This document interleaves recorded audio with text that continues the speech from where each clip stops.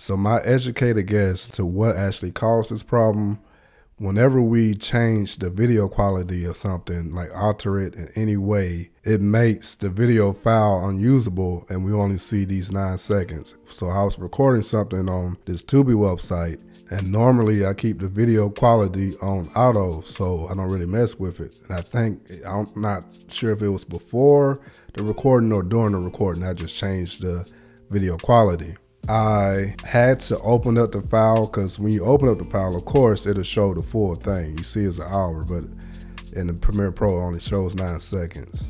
So I just had to full screen it. It's probably one of the most difficult ways to do it, but I had to do it for the video that I was working on.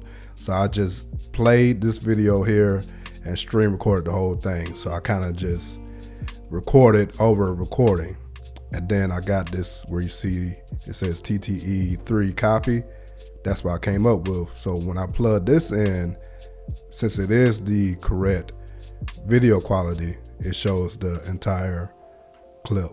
There is video converters out there where you can change the quality in a short amount of time, but I tried to go that route, but it seems like that route is the paid route. But hopefully this stops you from making this error that I made myself in the future. But all right, y'all, if you interested in informational videos around everyday tech, programs, apps, whatever, feel free to subscribe to this channel if you haven't already. But for this video, this is all I got for you. Much love to each and every one of you. I'm your downloading pirate, and I'm out.